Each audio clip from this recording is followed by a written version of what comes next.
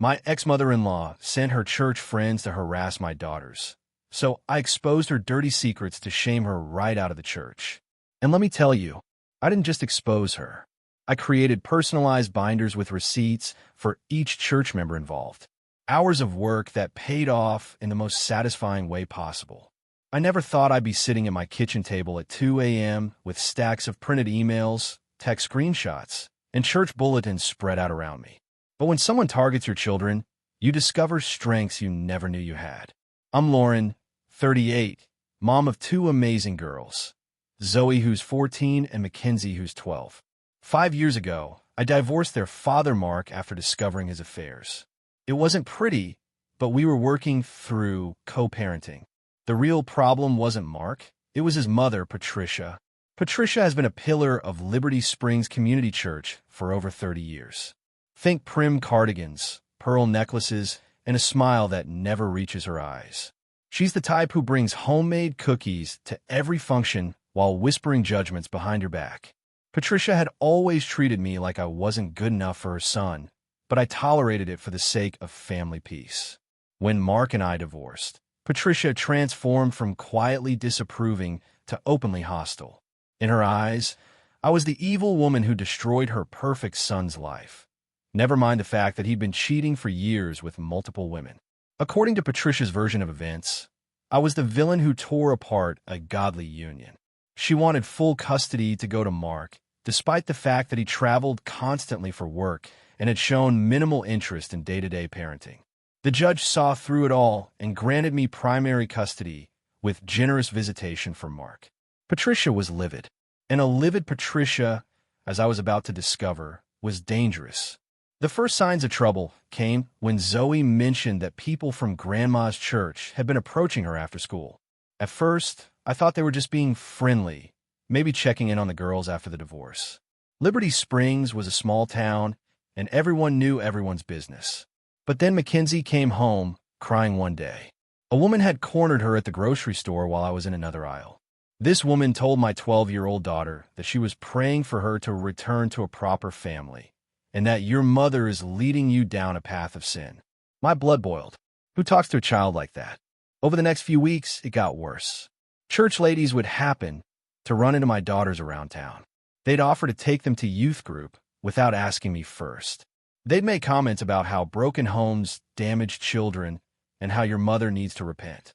One evening, I found Zoe deleting messages on social media. When I asked her what was going on, she broke down. Adult women from Patricia's church had been sending her private messages, telling her they were concerned for her soul and that she should encourage her mother to return to her husband as God intended. They were harassing my teenage daughter online. Adults, church members. I immediately called Mark, hoping he'd put a stop to it. His response? Mom's just concerned about the girls' spiritual well-being. Maybe you should consider what's best for them. That night, I sat in my bathroom and cried. Not just because of the harassment, but because I felt so powerless.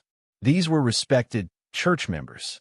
Patricia had carefully crafted her image as the heartbroken grandmother, just trying to save her grandchildren from their sinful mother. Who would believe me? The final straw came when Patricia organized a prayer intervention for my daughters at their school. Several church members showed up during lunch period, surrounded my girls, and started praying over them loudly, asking God to heal their mother's hardened heart and restore their broken home. Zoe called me in tears. Mackenzie was so embarrassed she'd hidden in the bathroom. The school called me to come pick them up. The principal was apologetic, but said they couldn't prevent community members from interacting with students during the open lunch period. I drove home with two traumatized girls, and something inside me just snapped. This wasn't about me anymore. This wasn't even about Mark or our failed marriage. This was about grown adults harassing children to punish their mother. Patricia had crossed a line that could never be uncrossed. That night, after the girls were asleep, I sat at my kitchen table and opened my laptop. If Patricia wanted to play dirty, I could play dirty too. The difference was I had facts on my side. You see, over the years of being married to Mark, I collected quite a bit of information about Patricia and her church friends. Not intentionally at first. I'm not naturally vindictive. But when you're married to someone for 15 years, you learn things. You hear stories. You witnessed behaviors. I started with what I knew about Patricia herself. The perfect Christian grandmother had some skeletons in her closet that her church friends might be interested to know about, like the fact that she'd been embezzling from the church's mission fund for years. Small amounts, nothing that would raise immediate red flags, but I had the evidence. Mark had accidentally shown me the separate account she kept, bragging about his mom's financial savvy when we were still married, or the affair she'd had with Pastor Richardson's predecessor 20 years ago. Mark had told me that story himself, drunk one night, laughing about how his dad never knew. Then there were her friends, the same women now harassing my daughters. Mrs. Bennett, who ran the women's ministry while secretly drinking herself to sleep every night. I had texts from Mark about having to pick her up from bars when her husband was out of town. Mrs. Collins, who spread vicious rumors about the unwed teenage mother in the congregation, while her own daughter had gotten a hushed-up abortion senior year. Again, something Mark had told me in confidence years ago. I had email threads, text messages, photos, dates, times, bank statements Mark had forwarded me years ago when I handled our taxes. I had evidence of the real estate deal, where Patricia and 3 other church board members had profited from selling church property well below market value to a relative. As I sorted through everything, I felt sick. Not because of what I was about to do, but because these were the people presuming to judge me and traumatizing my children in the name of God. By sunrise, I had organized everything into clear, undeniable evidence. Not rumors or hearsay, actual proof. I looked at the folders on my desktop and realized I had enough ammunition to bring down not just Patricia, but half of Liberty Springs Community Church's leadership. My hand shook as I reached for my phone. Was I really going to do this? Would this make me just as bad as them? Then I saw Mackenzie's backpack on the chair, decorated with stickers she was now too embarrassed to display, because the church ladies had told her they were worldly. I saw Zoe's journal, where she'd written about feeling like God was punishing her because of me. No, this wasn't the same. I wasn't going to harass innocent children. I was going to protect them by exposing the truth about their tormentors. I made myself a large cup of coffee and got to work on what would become my masterpiece: personalized binders for each and every person involved. The next 3 days were a blur of printing, organizing, and binding. Each binder was personalized with the recipient's name in a lovely cursive font on the cover.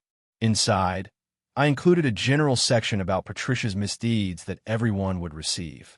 Then, I added personalized sections for each individual, highlighting their own indiscretions and the evidence I had. For the church board members, I included documentation of the questionable property deal. For Mrs. Bennett, I included time-stamped photos Mark had sent me of her being escorted out of bars. For Mrs. Collins, I included the receipts from the abortion clinic that had accidentally been sent to our house years ago because her daughter had given our address. As I worked, I wrestled with my conscience. Was this too far? Was I becoming what I hated? But then I'd remember Mackenzie hiding in a school bathroom, sobbing. I'd remember Zoe deleting threatening messages from grown women. No, this wasn't too far. This was exactly far enough. I didn't want money. I didn't want revenge for my failed marriage. I wanted these people to understand that when you target someone's children, there are consequences. I wanted them to feel the same vulnerability and shame they'd inflicted on my daughters. But more than that, I wanted them to stop. I wanted my girls to be able to walk through town without being cornered by judgmental adults. I wanted them to feel safe at school, on social media, in their own community. The night before I planned to distribute the binders, I barely slept. I kept rehearsing what I would say, how I would handle their reactions. Part of me hoped they'd back down once they realized I had evidence. Another part of me hoped they'd fight back so I could justify releasing everything publicly. I thought about my daughters sleeping peacefully in their beds, finally having had a few days without harassment while Patricia's crew regrouped. They trusted me to protect them. They were counting on me to make this stop. At 3 a.m., I walked into my kitchen and looked at the stack of completed binders on my table. 12 of them, each one a bomb waiting to explode someone's carefully constructed facade. Each one a shield protecting my children. I made my decision. Tomorrow, I would hand-deliver justice. Sunday morning arrived crisp and clear. I dressed carefully, Not too formal, not too casual. I wanted to look like exactly what I was, a mother who meant business. The girls were spending the weekend with Mark, which was perfect. I didn't want them anywhere near the church when this went down. I loaded the binders into a large tote bag and drove to Liberty Springs Community Church. My heart was pounding, but my hands were steady. I never felt more focused in my life. I arrived just as the morning service was ending. Perfect timing. I positioned myself near the main exit and waited. Patricia emerged first, surrounded by her usual entourage. Mrs. Bennett, Mrs. Collins, and 4 other women who'd participated in harassing my daughters. They were all smiles and Sunday pleasantries until they saw me standing there with my tote bag. Patricia's face went white. "Lauren, what are you doing here?" I smiled. The same serene smile she'd perfected over the years. "Good morning, Patricia. Ladies, I hope you enjoyed the service. I have something for each of you." I began pulling out binders, reading names from the covers like I was distributing awards. "Mrs. Bennett, this one's yours. Mrs. Collins, here you go. Patricia, naturally, yours is the thickest." Patricia's voice shook. "What is this?" "Oh, just some light reading material. Documentation of your various activities. I thought your fellow church members might be interested in knowing exactly who's been judging my family." Mrs. Bennett opened her binder first. I watched her face cycle through confusion, shock, then horror as she recognized the photos of herself being helped out of Murphy's bar, clearly intoxicated, while her husband was out of town on church business. Mrs. Collins gasped audibly when she saw the abortion clinic receipts with her daughter's name on them. The same daughter she'd publicly shamed other girls for being impure. Patricia's hands trembled as she flipped through page after page of bank statements showing the money she'd siphoned from the mission fund. The photos of her entering and leaving motel rooms with the former pastor. The real estate documents showing how she'd sold church property to her cousin for $50,000 below market value. "Where did you get these?" Patricia's voice was barely a whisper. 15 years of marriage to your son teaches you a lot, Patricia. Mark was always such a talker when he'd been drinking, and you raised him to trust his wife with financial documents, remember? Very thorough record-keeping runs in your family. By now, other church members had gathered around, sensing drama. I could see them trying to peek at the binders, whispering among themselves. Mrs. Bennett snapped her binder shut and stepped toward me aggressively. "You can't prove any of this." I pulled out my phone and showed her a video, one of many Mark had sent me over the years, thinking they were funny. This one showed Mrs. Bennett at a church picnic, drunk and ranting about the sinful divorcees in the congregation while secretly drinking vodka from a water bottle. Actually, I can prove all of it. Photos, videos, bank records, receipts, witnesses. Everything. Patricia found her voice. "What do you want?" I looked around at the small crowd that had gathered. "Good. More witnesses. I want you to leave my daughters alone. I want you to stop harassing them, stop cornering them at school, stop sending them messages, stop organizing prayer interventions. I want you to treat them with the basic respect you'd show any child.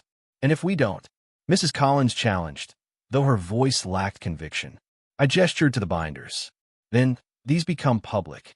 I'll mail copies to every member of the congregation, post them online, send them to the local newspaper. I'll make sure everyone in Liberty Springs knows exactly who the real sinners are in this situation." Patricia was crying now, mascara streaking down her cheeks. "You're destroying us." "No," I said firmly. "I'm protecting my children. You destroyed yourselves by choosing to target innocent kids instead of dealing with your own issues. You want to talk about sin? Look in those binders. Look at your own behavior. Then look at what you've put my daughters through and tell me who the real villain is here." I pulled one final item from my tote bag, a copy of all the messages my daughters had received, printed and bound. "This," I said, holding it up for everyone to see, "is what you've been sending to a 12-year-old and a 14-year-old. Adult women, telling children they're going to hell because of their mother's choices, cornering them in public, embarrassing them at school, making them feel unsafe in their own community. This is your Christian witness." The crowd murmured in shock as I flipped through pages of screenshots showing the harassment. Pastor Richardson pushed through the crowd. "What's going on here?" I handed him a binder. His contained only the evidence about Patricia and the church board's financial improprieties. Pastor, you might want to review the church's mission fund records, and perhaps have a conversation with your board about appropriate boundaries when it comes to congregants' family matters. Patricia grabbed my arm. Please, don't do this. We'll stop. We'll leave the girls alone. I looked at her, really looked at her. This woman who had terrorized my children, who had organized a campaign of harassment against a 12 and 14-year-old, was now begging me for mercy. You should have thought of that before you dragged children into your vendetta, Patricia. But yes, if you leave my daughters completely alone, no contact, no messages, no accidental encounters, no third-party interventions, then these binders stay private. The moment any of you approaches my children again, everything goes public. I turned to address the growing crowd of church members. My daughters are good kids. They're kind, they get good grades, they volunteer at the animal shelter. They didn't deserve to be harassed and shamed by adults who should have known better. If any of you have participated in this campaign against them, consider this your warning. Leave them alone or face the consequences. I slung my now empty tote bag over my shoulder and started walking toward my car. Behind me, I could hear heated whispers, crying, and what sounded like Patricia being confronted by other church members who were just learning about her financial activities. As I reached my car, I turned back one last time. Patricia was surrounded by angry-looking church board members. Mrs. Bennett had disappeared entirely. Mrs. Collins was frantically texting someone, probably her daughter. I drove home in silence, adrenaline still coursing through my veins. It was done. The first sign that my plan had worked came that afternoon. Mark called, furious. What did you do to my mother? She's hysterical, talking about moving out of state. The church board is demanding her resignation. I protected our daughters, I said simply. What your mother and her friends did to them was unacceptable. It's over now. She says you threatened to destroy her. No, Mark, I offer her a choice. Stop harassing our children or face the consequences of her own actions. She chose to stop. There was a long pause. The girls don't need to know about any of this. The girls will know that they're safe now. That's all they need to know. Over the next few weeks, the changes were dramatic. Patricia did indeed resign from her church positions and moved to live with her sister 3 states away. Mrs. Bennett quietly entered a rehab program after her husband confronted her about the drinking. Mrs. Collins and her family left Liberty Springs entirely after word leaked about the abortion clinic receipts. Most importantly, my daughters were finally left alone. No more confrontations at school, no more messages, no more prayer interventions. They could walk through town without fear. Zoe asked me once what had happened to make Grandma Patricia leave so suddenly. Sometimes adults make bad choices, I told her. And sometimes those choices have consequences that change everything. She nodded, seeming to understand without needing details. Are we safe now, Mom? Yes, baby. We're safe now. 3 months later, I ran into Pastor Richardson at the grocery store. He looked uncomfortable, but approached me anyway. Lauren, I owe you an apology. I had no idea what Patricia and the others were doing to your daughters. That was completely inappropriate, regardless of anyone's feelings about your divorce. Thank you, I said. I hope it never happens to another family. It won't. We've implemented new policies about congregant interactions with minors. And, he hesitated, we recovered most of the missing mission fund money. It's going toward a scholarship program for single mothers returning to school. I smiled at the irony. Patricia's stolen money would now help women like me build better lives for their children. Looking back, I sometimes wonder if I went too far. But then I remember Mackenzie crying in my car after being humiliated at school. I remember Zoe's journal entries about feeling cursed by God. I remember the fear in their eyes when they saw church members in public. No, I didn't go too far. I went exactly as far as necessary to protect my children. The binders sit in my closet now. Insurance policies I hope I'll never need to use again. But they're there if anyone ever decides to target my daughters again. Because that's what mothers do. We protect our children, whatever the cost. Here's what I learned from this whole experience. Sometimes the people who claim to have the moral high ground are standing on the shakiest foundations of all. Patricia and her friends built their entire identities on judging others while hiding their own secrets. But more importantly, I learned that as mothers, we have more power than we think. When someone threatens our children, we don't have to just endure it. We don't have to be victims. We can fight back with truth, with evidence, with the strength that comes from knowing we're protecting innocent kids.